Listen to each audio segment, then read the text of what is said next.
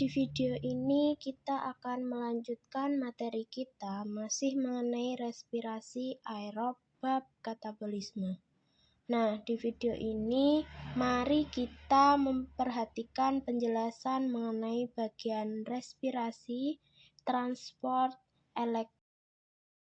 Apa pentingnya dari sistem respirasi transport elektron ini? Nah, ternyata akan kita ketahui bahwa dari proses glikolisis, kemudian dekarbosilasi oksidatif, dan siklus Krebs juga dihasilkan sumber energi yang tidak siap pakai, yaitu seperti FADH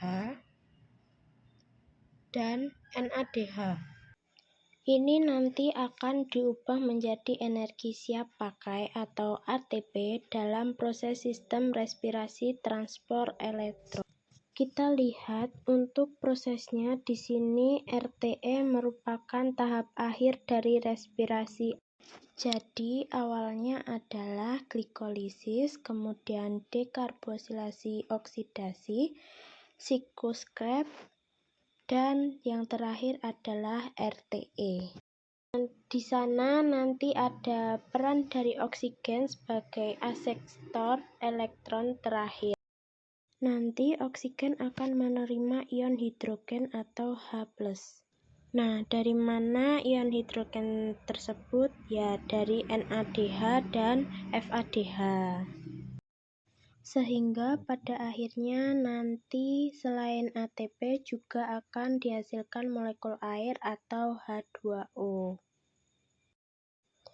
Kalau kalian pernah mengalami jika bernapas di depan cermin, maka cermin tersebut akan basah karena ada molekul air yang terbentuk.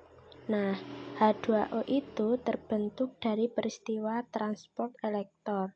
Jadi yang penting yang harus ada dalam sistem transport elektron ya jelas sekali yaitu NADH dan kemudian di sana nanti ada peranan koenzim Q atau ubiquinon dan sitokrom B, sitokrom C, sitokrom A. Jadi kalau ditanya yang berperan dalam RTE yang jelas jawabannya yaitu NADH, FADH, koenzim Q, dan sitokrom baik B, C, atau Nah, berikut adalah gambar RTE. Di sini ada NADH, FADH, dan ion-ion yang dihasilkan ketika NADH mengalami dioksidasi. Nah, ini hasil akhirnya. Air ketika yang merah ini asektor elektron terakhir, oksigen dia menerima ion hidrogennya, jadi elektronnya berikatan sehingga terbentuk. Nah, di bagian sini terdapat protein. Ini ada kompleks protein 1, protein 2, protein 3, protein 4, dan ini yang terakhir ada ATP. Berarti enzim nanti yang akan berperan untuk selanjutnya memasukkan ke dalam mitokondria. Nah, oke, kita lihat prosesnya. Yang pertama, nah tadi saya di slide sebelumnya sudah mengatakan bahwa NADH dioksidasi. Nah, NADH ini akan dioksidasi menjadi NAD+. Nah, di sana ada elektron yang terlepas. Nanti yang terlepas ini akan masuk ke kompleks. Kemudian nanti dari kompleks protein 1 ini nanti akan masuk ke ubiquinon. Elektron dari koenzim Q akan melewati kompleks protein 3 menuju sitokrom C. Jadi ini memang satu rangkaian. Mengapa dia harus pelan-pelan atau bertahap? Karena tadi ini adalah sumber energinya tinggi ketika elektronnya terlepas. Makanya harus diturunkannya pelan-pelan. Nah, tadi kita sudah sampai ke sitokrom C. Di sana juga dihasilkan ion hidrogen. Kemudian, nanti selanjutnya dari sitokrom C, elektron akan dibawa ke matriks mitokondria. Tapi dia melewati kompleks protein keempat. Dia juga akan dihasilkan hidrogen. Jadi, setiap kali dia bergerak, akan menghasilkan ion hidrogen. Selanjutnya, yaitu setiap ion H yang dihasilkan melewati ATPase akan dihasilkan ATP, namanya juga ATPase. Berarti akan membentuk ATP yang berasal dari ADP, yang nantinya di sana berdekatan dengan gugus fosfat sehingga terbentuk ATP. Nah, elektron ini yang tadi terlepas akan bereaksi dengan hidrogen. Yang menangkapnya siapa? Oksigen, karena dia adalah absektor elektron terakhir, akhirnya akan terbentuk molekul air. Sehingga untuk NADH akan dihasilkan jumlah ionnya ada 3.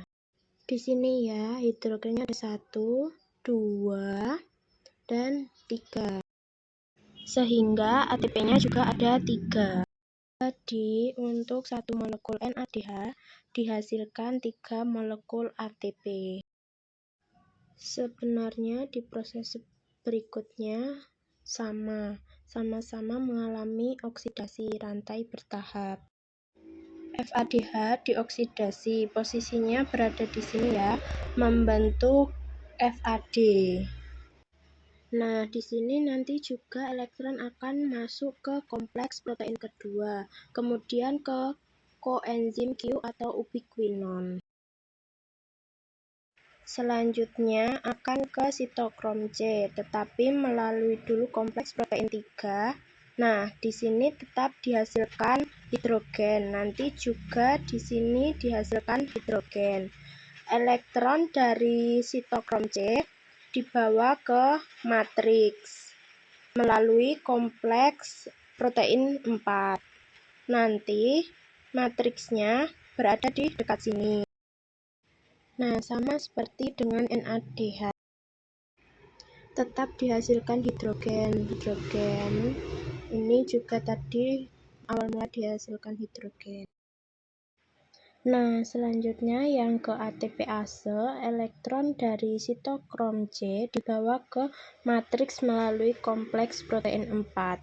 Selanjutnya, jumlah ion H yang dikeluarkan ada 2, yang pertama dan yang kedua yang ini. Sehingga pada akhirnya satu FADH akan menghasilkan ATP sebanyak 2 karena tadi ion H yang dikeluarkan ada 2. Nanti kemudian yang ditangkap oleh oksigen berarti akan dihasilkan 2 ATP. Kalau tadi NADH ada 3 ATP. Selanjutnya ada hasil akhir RTE. Ada berapa sih kira-kira ATP-nya? Kita lihat. Glikolisis itu menghasilkan 2 NADH. Selanjutnya, dekarbosilasi oksidatif ada 2 NADH. Dan siklus Krebs ada 6 NADH. Hingga semuanya ada 10 NADH dan masih di siklus Krebs dihasilkan ada 2 FADH sehingga hasilnya ada 2 NADH. 2 NADH setara dengan 6 ATP. Ini 6 ATP. Di sini ada 18 ATP dari 6 kali 3. Di sini ada 4 ATP dari 2 kali 2 hingga semuanya ada 34 ATP. Jangan lupa di sini ada 6 molekul yang dihasilkan. Nah, harus kita ingat bahwa di sini glikolisis terjadi di sitol atau di sitoplasma. Sementara itu, proses semua nanti bakal ATP dihasilkan ada di mitokondria. Untuk masuk ke dalam mitokondria itu lewat proses transfer elektron membutuhkan 2 ATP. Nah, jadi yang kita lihat tadi masih dalam NADH ya. Nah, sekarang dari glikolisis itu juga dihasilkan 2 ATP, siklus Krebs juga 2 ATP, STE tadi 34 ATP dan hasilnya 38 ATP. Karena dari sitoplasma ke mitokondria itu membutuhkan 2 ATP, jadi dikurang 2 ATP untuk transport aktif, sehingga hasil akhir untuk respirasi aerob adalah 36 ATP.